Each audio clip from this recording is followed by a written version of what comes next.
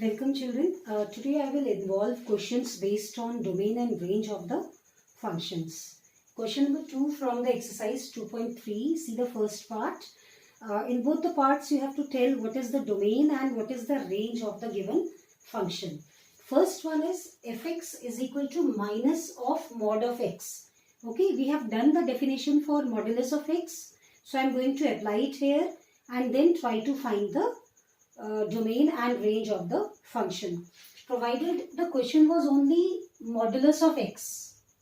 If the question would have been only modulus of x, then we know as per the definition, mod of x will be written as x for x greater than equal to 0 and it will be written as minus x for x less than 0. This is what the definition of modulus function is. But the given question is minus of mod of x. So when you apply the definition for modulus of x, this is what we get. But in the question, there is an added negative sign here. Okay, so minus of mod of x will now become minus of x if x is greater than equal to 0 and minus of minus x if x is less than 0. That means this is becoming minus x and this becomes plus x. Now look at the definition obtained and try to understand what will be its domain and range. Function is written, domain will include all the values which x can assume. Whatever values x can take, that will be in the set domain. Range will contain all the values of fx corresponding to it. So you look at the definition and see what all values x is taking. If you look at this part, x is becoming 0, it is also becoming numbers which are greater than 0. As per this, x can be a number less than 0 also. So you can see x is assuming all real values. So the domain comes out to be a set of real numbers. Then coming to the range. So whatever x is greater than equal to 0 or less than 0, you need to know what this number will become, because that will be the value which fx will get. So that will give us the range. So we can quickly check the nature of these. For only modulus function, we saw that the range was coming out to be a semi-closed interval from 0 to infinity. That means we were getting non-negative real numbers. Let us see what we are going to get here. If x becomes 0, this will be minus of 0, which is 0 only. So fx can become 0. But if x is a positive number, then it is minus of a positive number. That makes this number negative. Quickly take an example. Suppose x is 1. If x is 1, then fx is becoming minus 1 because of the symbol. Okay. So x is positive, but fx is becoming a negative number. Okay. Moving on to the next part. Suppose x is a negative number. Okay. Then fx is x only. If x is minus 1, fx will be minus 1. If x is minus 0.5, fx will be minus 0.5. So what do we see? In both the cases, fx is coming out to be a negative real number. At 0, it becomes 0. So it is never becoming positive. Its maximum value is 0. Otherwise, it is a number less than that. So, set of non-positive real numbers, we can say minus infinity to 0. Fine. It can be 0. Otherwise, a number less than that. Now see the next one.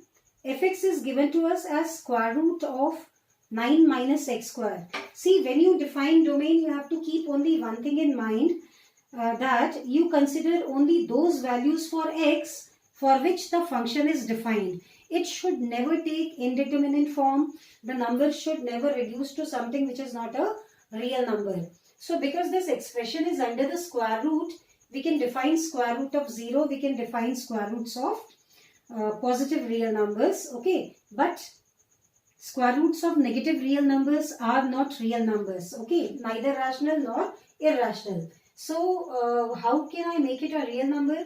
For that, the condition is 9 minus x square should be greater than or equal to 0. It can be 0 or it should be more than 0. It cannot be negative. In that case, it will not be a real number and we are only dealing with real numbers. So we have an inequation. 9 minus x square is greater than equal to 0. So you have to think about all those real values of x for which this number is positive or it is equal to 0. if you leave this discussion and just look at the solution, domain is from -3 to 3. If x becomes -3, then it will be square of -3, which is 9. And 9 minus 9 becomes 0.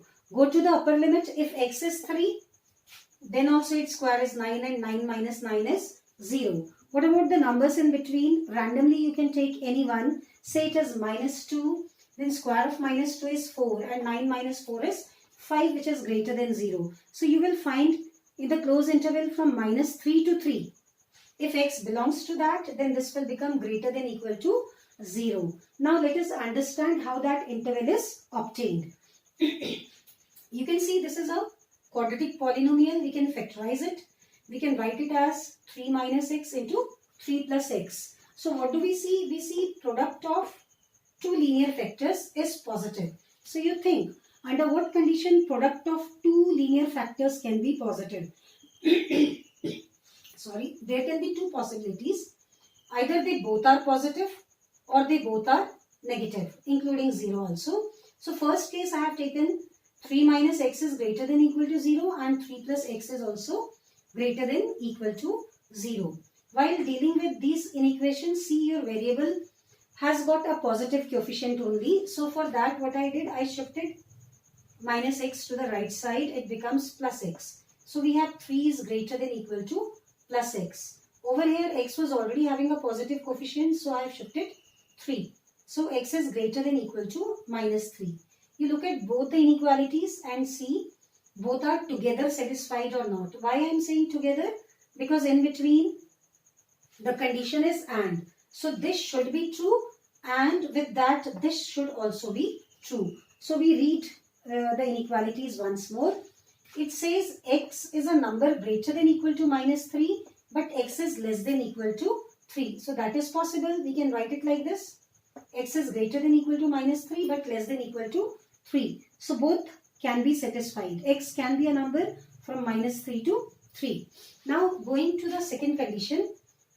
Either 3 minus x is less than equal to 0 or 3 plus x is less than equal to 0. I am making both of them negative so that their product is positive. Now solving it in the same way, shifting x on the right side, we get x is greater than equal to 3 and x is less than equal to minus 3. Now this is not possible. Both the things cannot be met together. At the same time, it is not possible that x is a number more than 3 and smaller than minus 3. So this condition we can rule out straight away. So from equation 1, we got the possible values of x. That was from minus 3 to 3. So x can assume only these values. Then only the number under the square root, which is 9 minus x square, will be greater than or equal to 0. So the domain is from minus 3 to 3. Closed interval minus 3 to 3. Now let us do the calculation for range.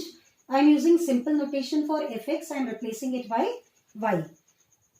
So say y is square root of 9 minus x square. So whatever x is, any one of these values, the value you will get for y corresponding to it will be the range. Now you need to understand one thing very clearly.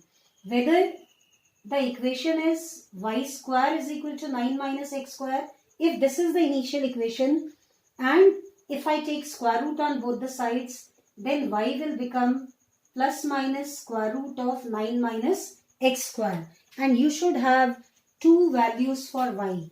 But if your given equation, initial equation is y is equal to square root of 9 minus x square, then y will assume only one value, that will be the positive one. I'll give you an example quickly, easy one. Suppose we have equation x square is equal to 4. This means x is equal to plus minus 2. But if your equation is x is equal to square root of 4, that means x is having only one value, that is x is equal to 2. These two are different equations that you need to understand. This is quadratic in terms of x, so two values for x. This is linear in terms of x, so only one value for x. I will be using this concept while discussing the range. Okay, let us come to the range now. Y is square root of 9 minus x square. Because I have to write this is y in terms of x and I want to write x in terms of y. So it will involve some simplification. Taking square on both the sides, we get y square is equal to 9 minus x square. Or shifting x square and y square, we get x square is equal to 9 minus y square. And x comes out to be square root of 9 minus y square. Compare it with the given equation. You will see only role of x and y has changed. Now I want to know what type of number y should be. So that square root of 9 minus y square has to be a real number. So again see, same condition is taking place. The way we said 9 minus x square has to be greater than equal to 0. We can say 9 minus y square is greater than equal to 0. And if we follow the same calculation, the way we got x belongs to the closed interval minus 3 to 3, y will also belong to the closed interval minus 3 to 3. But see, come to the discussion I gave you, we did earlier. This is a linear equation in terms of y. Y cannot have two values corresponding to it. Okay, y will have exactly one value for it, that too the positive one. Square root of this number means the positive one. So you have to see, minus 3 to 3, we are involving negative as well as positive values of y. So see what is actually happening. What is x? X is any real number from minus 3 to 3. Somewhere in between 0 will also come. And y is also coming that type of number. Okay, that means what type of image is taking place here? When x is put the values there. When x is minus 3, its image is coming 0. When x is 3, then also its image is coming 0. You can substitute x over here. Square of minus 3 is 9, square of 3 is also 9. And 9 minus 9 comes out to be 0. So this is, two values of x are giving rise to the same image. Now, if you look at this way, that means reverse if I see, then 0 is giving us two images. Okay, y in terms of x I am writing. This implies what? If y belongs to the interval minus 3 to 3, that means 0 has got two pre-images. This way if we see, it won't be even a function. Moreover, see, 0 will have what? If x becomes 0, then fx will be square root of 9. So, 0 can be related to, we need to take some more terms here, replacing x by 0. Yes, it comes out to be 9, and square root of 9 then can be minus 3, can be plus 3 also. Over here, if we replace x by 0, what do we get? Fx is equal to square root of 9. So this is what I am explaining you. Or you can say y is equal to square root of 9. So what did I explain you earlier? This is linear equation in terms of y. If the equation is of this form, y will assume only one value, that is the positive one. So you cannot write square root of 9 as plus 3 minus 3. If I do, then what will happen? 0 will have two images. Then this is no more a function. So in the second set, we can have only real numbers which are positive. So 0 till 3. So minus, now you do the mapping. Again, when x is 3 or minus 3, its image is coming 0. But when x is 0, its image will be only 3. Because for a function, every element in the domain should have only one image. Understood? So you have to keep in mind, the given equation is linear in terms of that variable or quadratic. If the question would have been like this, y square is equal to 9, then we would have written y can be plus 3 minus 3. But see, it is y is equal to square root of a certain number. So it is linear in terms of y. So y will assume only positive values. So from this interval, you exclude the numbers which are negative. So 0 to 3 will be the values which y is going to assume. Y cannot be negative here. It will be only positive. So the range will be 0 to 3. Then similar kind of question from miscellaneous.